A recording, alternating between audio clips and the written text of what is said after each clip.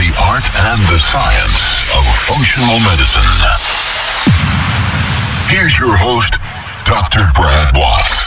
What's going on, everybody? This is Dr. Brad Watts, and I'm back in the podcast lab on the Nutrition Hero podcast. What is going on? It's been a while. It's been at least 6 weeks, at least. So here we are back at it. I've been working on some projects and spending some attention on other podcasts as a guest. And so I have neglected to put some information together for quite a while here. So anyway, I have a good show for you here today, about 30 minutes I would imagine.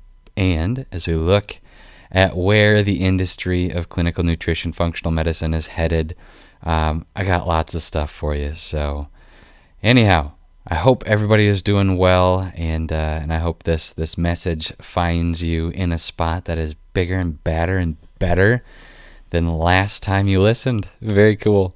So the other day, I was fortunate enough to celebrate a birthday at the end of October here, and it was really great to hear from listeners and hear from clients and patients alike, and it was pretty awesome. So thank you for everybody that shared birthday well wishes with me. Made me think about a few things that I was told back when I first started practicing, and I thought, oh, that'd be interesting to see if it ever happens someday. But it did, and I want to share it with you because it's something that I haven't thought about in a really long time, and it's something that I call the currency of impact. Now, the currency of impact is a little different than the currency of dollars, right, or yen. And the currency of impact has a little bit more meaning typically, but a lot less use. And it's something that everybody has at some point experienced. And it's when you impact another life and that person shares that with you. And so for me, that was pretty fun this week to experience some of those things and you don't really think about it a whole lot. So anyway, to everybody that gave me well wishes and happy birthdays, I appreciate it. Thank you so much. Now, the currency of impact is something that I want you to look at here in your practice and in the circles that you have influence over. And one of the things about the currency of impact is that it's hard to measure. It's subjective. And when it shows up, if you're not looking for it, you don't get to experience it. And so the seeds that you plant in other people's lives, hopefully good seeds, not just destruction and anger, right? Good seeds. Those seeds will eventually turn into something, and they bear fruit. And that fruit, whether it's well wishes for a happy birthday, people being nice and good things like that, or whether it's changed lives, your patients coming in and sharing tears with you because they're no longer taking medication on a daily basis that they have to stab themselves with, or they got to keep their eyes, or they got to keep their kidneys, whatever it might be, or just, you know what, you helped them organize their life into a systematic approach that gives them an opportunity to absolutely participate with their family the way that they couldn't last year. And these are things that as a provider, a healthcare provider, as a doctor, you take for granted because it's part of the gig. It's just the way it is. It's part of the job. It's what you do. And it's something that you don't really think about very often is having an impact on people. Well, it turns out when you do have an impact on people and you get to experience the return on those seeds that you planted, it's a pretty good feeling. So anyway, I hope everybody gets to experience a return on the impact that they plant in other people. So the currency of impact. Think about the places with your kids, your spouse, your neighbors, your friends, your patients. Think about the places that you can plant seeds of impact and where you can start to experience the return that they provide. It's like fuel for the tank is really what it is, you know? And emotionally, fuel for the tank is super important. I don't care how much money you make. If you feel like you're in a spot where you are underappreciated or not appreciated, whatever it might be, I mean, man, it's tough. I get to talk to doctors all over the country, and sometimes they feel underappreciated. I, for one, I don't have that problem. I get to experience appreciation in a lot of different ways. But there are some people that they don't get to feel appreciated, even by their own patients that they're helping reverse chronic disease. And that's too bad, And I wanted to highlight this for you here today because it's something that when you give it out, you tend to get it back. And so just a heads up on that. Plant those seeds and watch them come into harvest. It's pretty fun. So, all right. I've been reading a lot of books lately. The last 60 days, I think I've pounded through a handful of them here.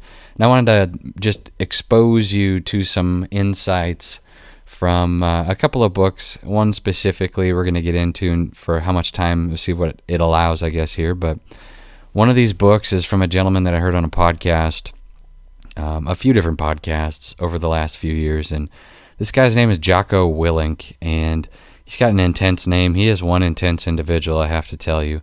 He's a retired Navy SEAL, and he was in training, and essentially he covered training, or he ran training for the entire West Coast SEAL operation. Not just like boot camp training, but like battle training. So he's the strategist, etc. He retires. He becomes a business strategist and is now a consultant in that field. And he's written a couple of books. One of them, one of my favorite books, is called Extreme Ownership. Extreme Ownership. And it's lessons that he learned on the battlefield that he was taught, and lessons that he applied to teaching other warriors, and the lessons that he flipped into a business manuscript. And I got to tell you, if you have never read this book, Extreme Ownership by Jocko Willink, check it out. Check it out for sure. Some phenomenal ways of looking at problems and opportunities, things that I haven't seen otherwise. So very, very cool. This gentleman wrote another book called Discipline Equals Freedom. And this book I read in one sitting, essentially, because it's engaging in a way that's kind of freaky. The guy could have been a functional medicine provider, written this book. Discipline Equals Freedom, and it says it's a field manual. And, of course, he's a soldier, so he's going to write a field manual. But pick this book up, you guys. It's like $12 on Google, or if you want the hard copy, I think it's like $20. And this book, if you get the hard copy, the texture of it is engaging. Not like the words, like the actual texture of the book is engaging, first of all. And Discipline Equals Freedom, a field manual by Jocko Willink. The texture of this stuff, all right, it's like a rugged book. And when this book, you get it in your hands, literally, you don't want to set it down because it's just an interesting feel. It's heavy, thick cover, thick a binder, and on the back cover, it's a very thick book. But it's got some texture to it that is engaging in a way where you want to keep reading it. And I have never experienced anything like this before, so if it sounds weird, dude, I know. I'm in the same shoes here, all right? But Discipline Equals Freedom is essentially about discipline in a few different areas of your life that gives you an opportunity to have an experience of freedom in a few areas of your life. And as I was reading this, I just laughing out loud. How many patients need to read a book like this? Discipline Equals Freedom. If you're in the functional medicine world right now and you want to write a book about patient success stories or whatever, literally, this is what it needs to be called, is Discipline Equals Freedom.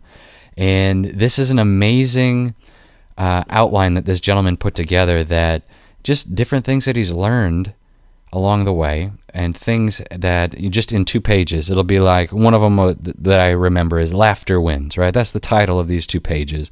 He goes through and he talks about how he's sitting in the battlefield and something horrible happens in front of him, and he just has to laugh because otherwise he's going to cry, right? And if he laughs, then he can get on with his day and he can accomplish what it is he needs to accomplish.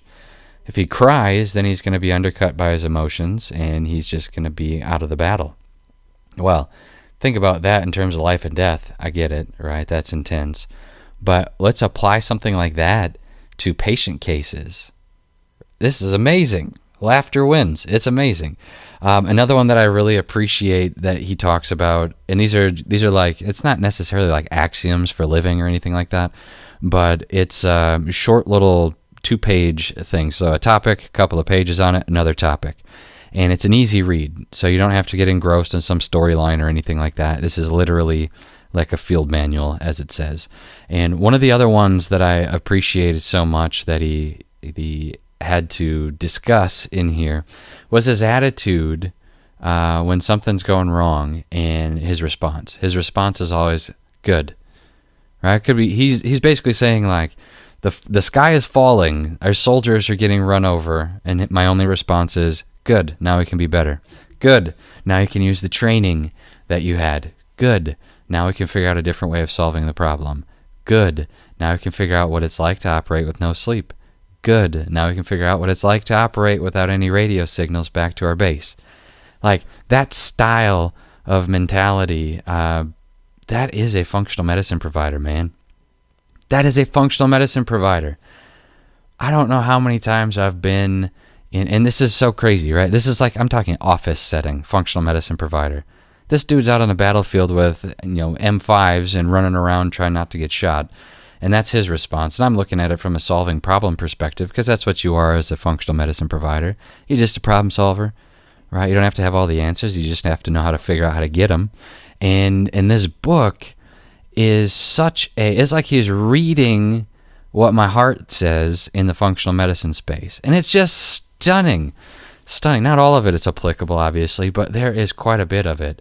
And I would just encourage you as a functional medicine provider, read books that get you excited to get back in there, stick your nose in the dirt again, and help people sort out their life.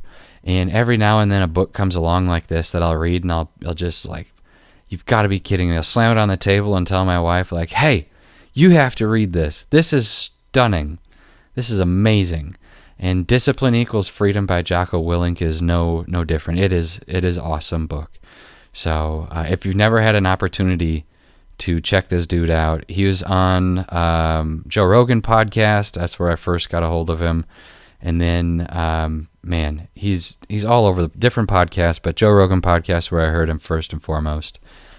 Just phenomenal stuff. The dude that wrote the 4-Hour Work Week and the 4-Hour Body, I can't remember the name off the top of my head right now, but he was on that podcast as well. He just did one a couple of weeks ago for that podcast. It was just a solo monologue, and it's an intense podcast. He's not funny, right? So if you're looking for entertainment value, it's probably not this guy.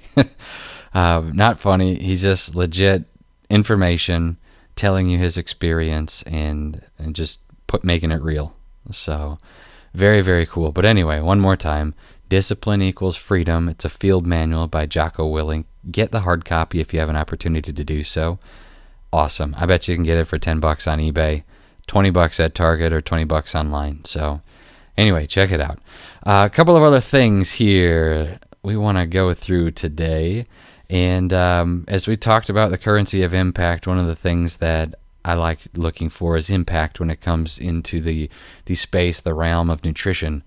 And detoxification is something that I've been studying quite a bit lately as I've been putting together this project. I have a book coming out called Killing Chronic Disease.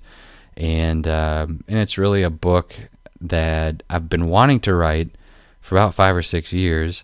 I was afraid to write for about 3 or 4 years because of historical events that have happened. And just this last year, I came across a mentor, somebody that has spoken into my life and lit a fire underneath me that more like a leadership fire that's like, you have to write this. How are you going to feel 10 years from now if you don't write what you've been given to write? And not that I hadn't thought about it that way before, but I agree. I understand. So I put the book together and shopping it around right now. There's a project that I've been doing with this book alongside it, and it's called the Killing Chronic Disease Summit. And this summit is essentially the people that I've learned from over the last decade, and not all of them, but quite a few of them. The people that I've learned in the functional medicine space from over the last decade, I get a chance to interview.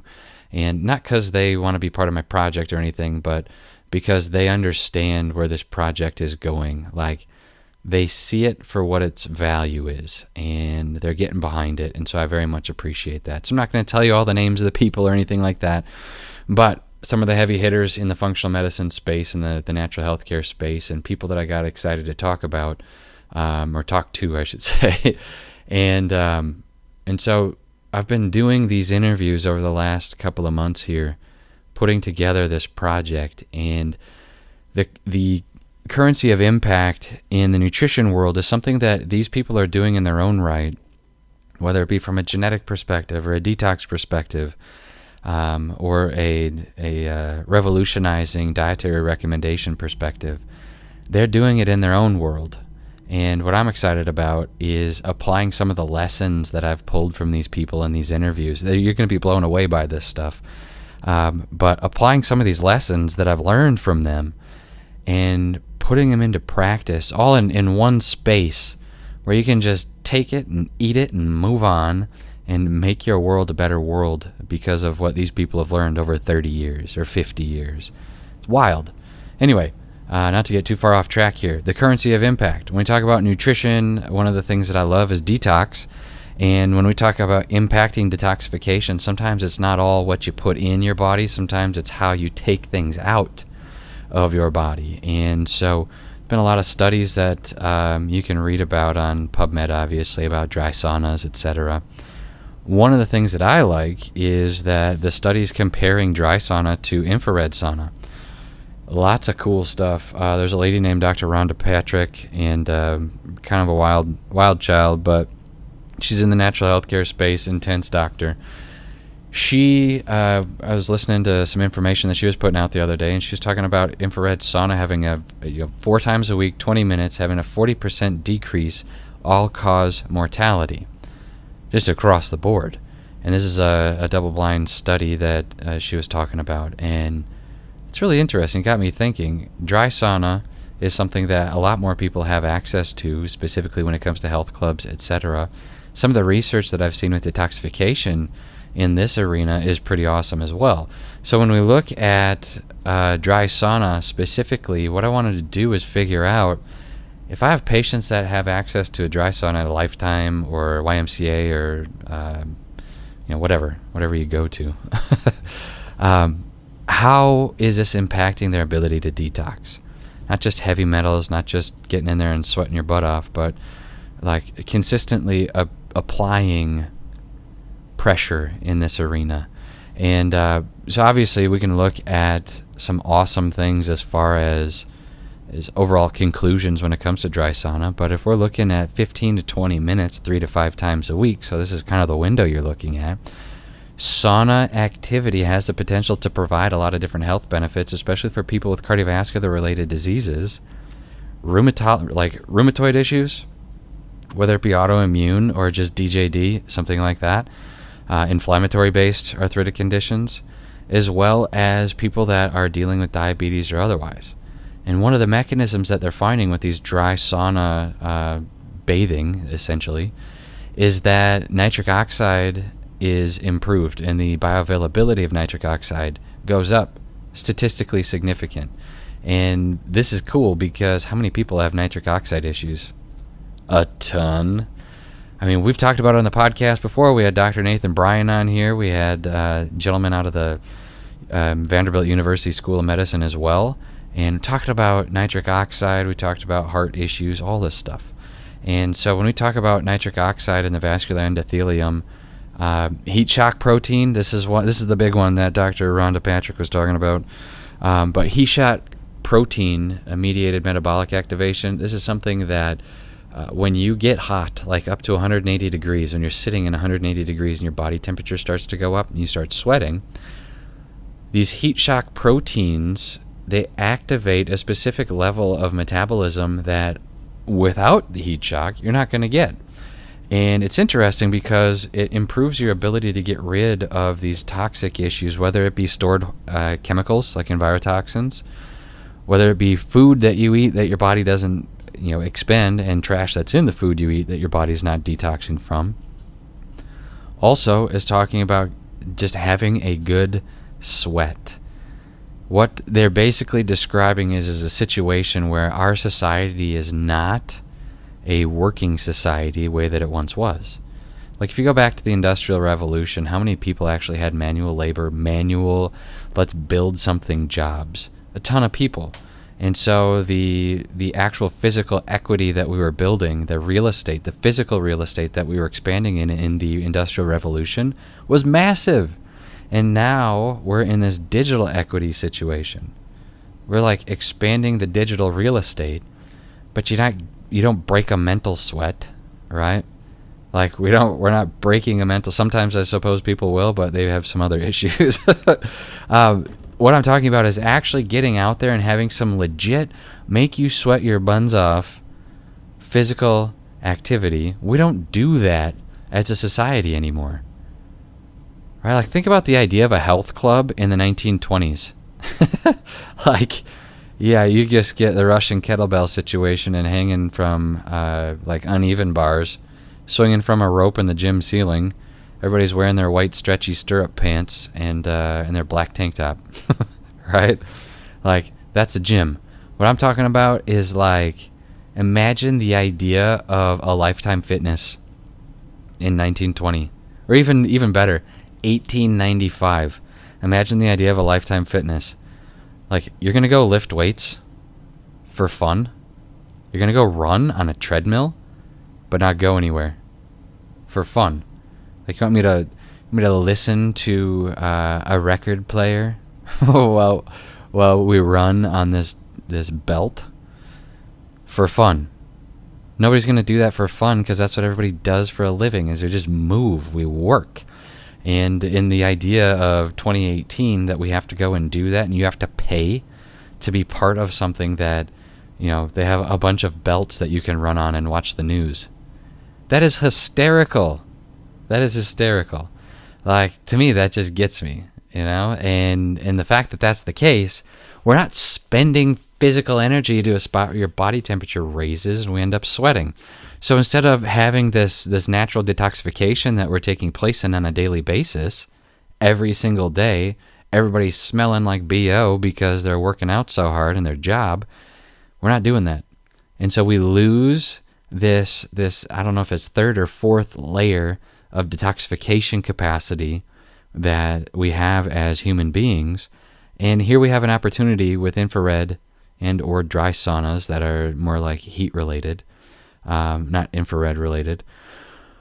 We have this opportunity to take advantage of these things. And so the mechanisms that these researchers are showing here, this is just a study from PubMed that was reported here in 2018. But anyway, these heat shock proteins, if you want to look into something that has the capacity to change the life for your patients, heat shock proteins, check it out, right? It's excreting these toxicants through increased sweating, and then we have this hormetic stress response, which basically means we release these hormones, and we have these changes in our hormone profiles literally only because we hit a body temperature high enough. Unless you live in the desert, you're not experiencing this stuff. Unless you hit Texas in July, you're not experiencing this stuff.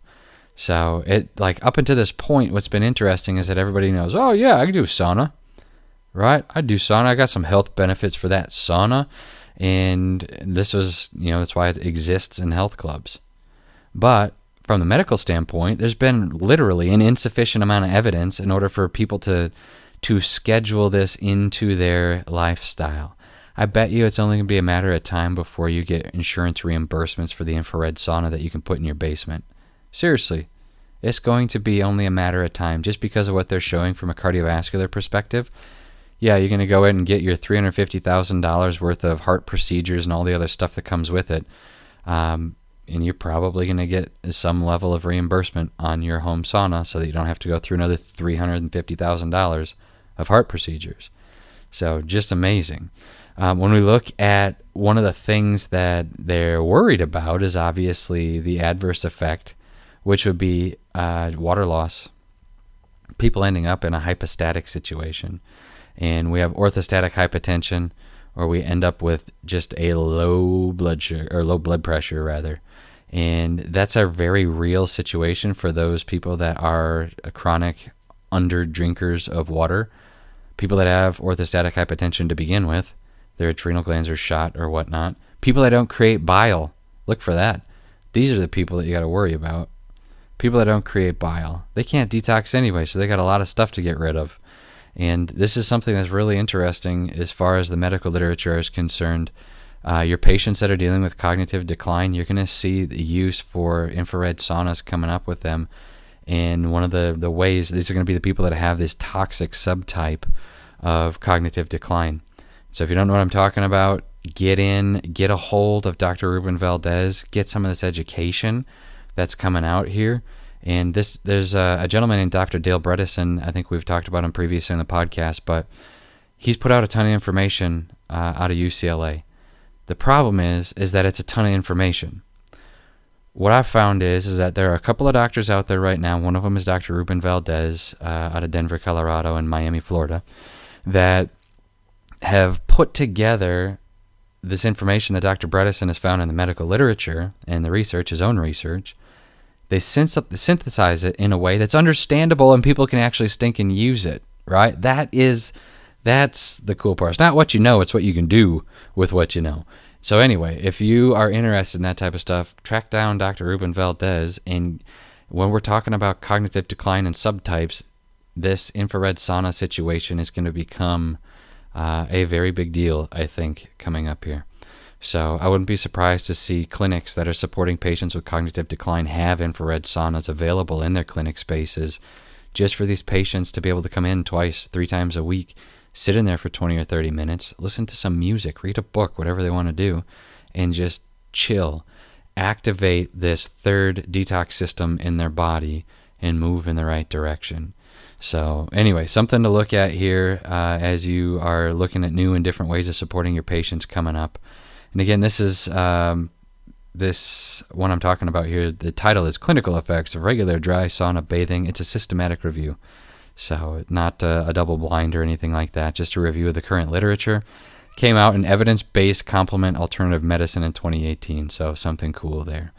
When we are looking at what's moving in the right direction here from a patient management standpoint, pressure is going to be the name of the game.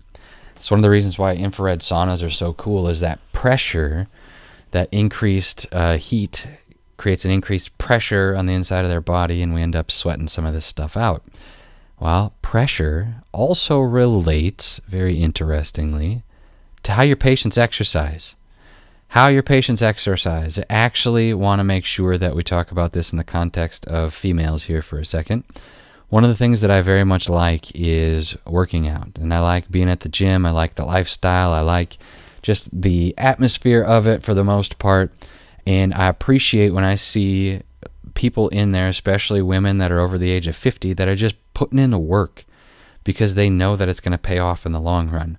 And I'm going to highlight some research here that's just talking about the differences between strength training and all-cause mortality versus cardiovascular training and all-cause mortality.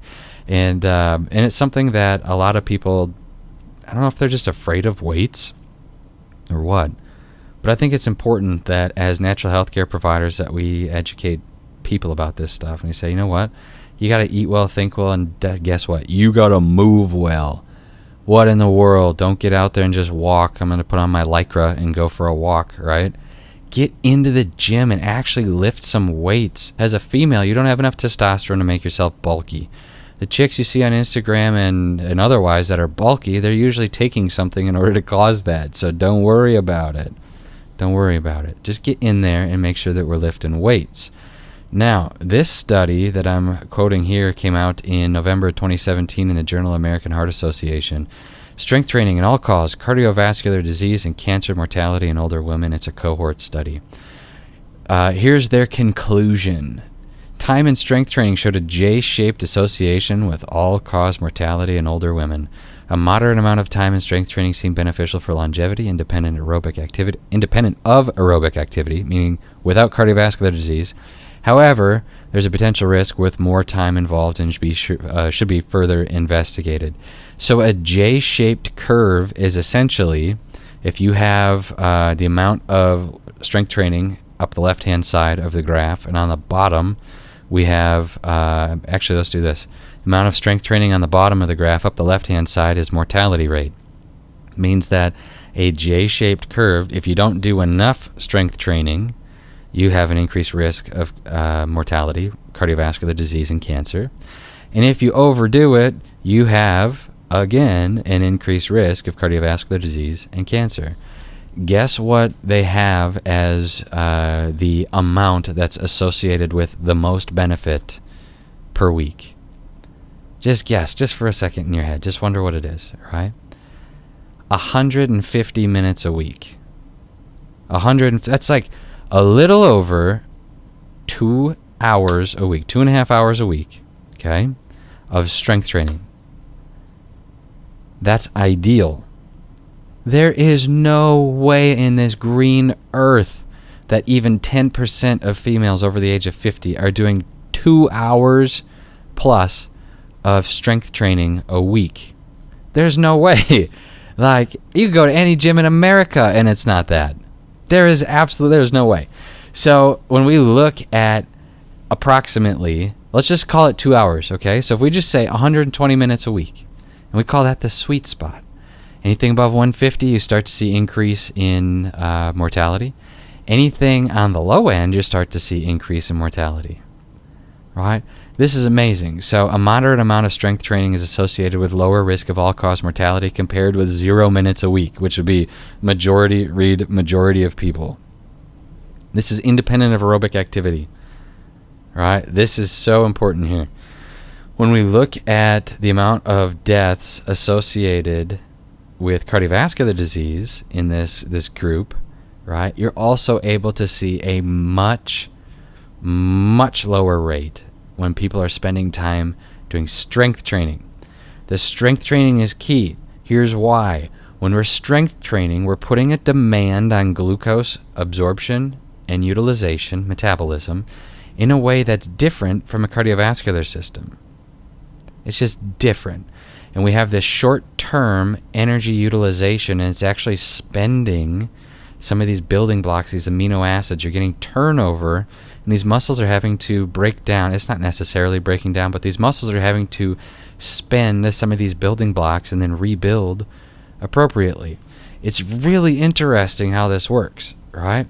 I'm not talking about you getting in there and being like, we're doing squats and, lifting heavy deadlifts and stuff like that. I'm talking about get in there, do the machine circuit, and just make sure your patients are doing some level of weight-bearing activity. Not walking. Weight-bearing activity. This is also a breakthrough for anybody that needs to lose weight.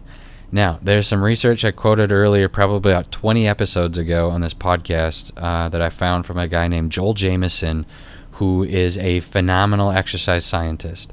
And Joel Jamieson talks about how when you are cardiovascular training, let's say you do a workout for an entire hour, your body will burn calories for the next 24 hours, right, at an increased rate. And it's phenomenal, okay? And that's 24 hours on the high end. Average is like the next 4 hours.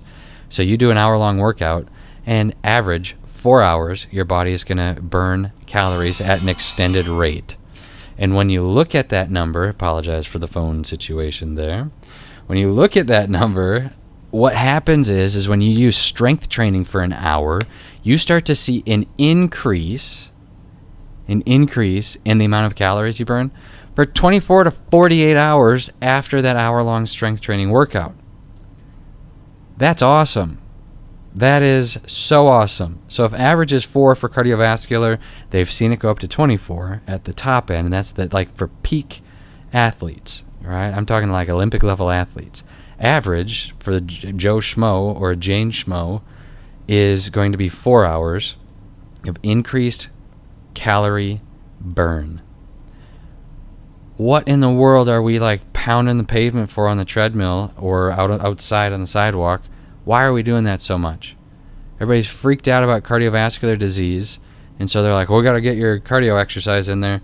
Yes, it's important, but I'm telling you, this weight-bearing activity is absolutely being overlooked, and it's creating a problem. It's going to be a huge problem coming up, not just with osteoporosis and all that crap, but I'm talking about actually making your body vacuum up reactive oxygen species because your muscles are working.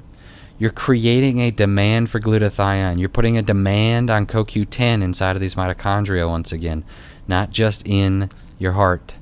This is amazing. So just to throw that out there, for those of you that are not encouraging your patients to do weight training because they have an adrenal gland issue or otherwise, the weight training situation will help them. If they do too much cardiovascular training and they have an adrenal gland problem, you're going to create hypertension, and it's just going to continue to tax the adrenal glands. One of the ways to rehab them is to slow it down. Do some push, some pull, some stand up, some sit down. Literally, that's it. So the machine circuits at any gym in the United States are designed for that, and they're phenomenal. Phenomenal. So anyway, when we look at the American Heart Association, their current recommendations, they're looking at, the reason they studied this stuff is because they wanted to change their federal physical activity guidelines, right? And both aerobic physical activity and strength training are beneficial in the long run. They did this study that I'm sure cost them just an obscene amount of money with the amount of people that they have, the authors of this study here, for them to say, oh yeah, by the way, we shouldn't just recommend that people walk. So throwing it out there for you once again. All right. Let's see, what else we got going here today? I think that's all I have for you on this episode of the Nutrition Hero podcast. We didn't even talk about nutrition today. But anyway, I hope you enjoy it nonetheless. I'll be back. You'll probably hear from me again next week. And we'll see about some cool guests coming up. But last thing I just want to leave you with, get that book. Do it. Discipline Equals Freedom. Jocko Willink. So, all right. Bless you guys. Have a good rest of your day.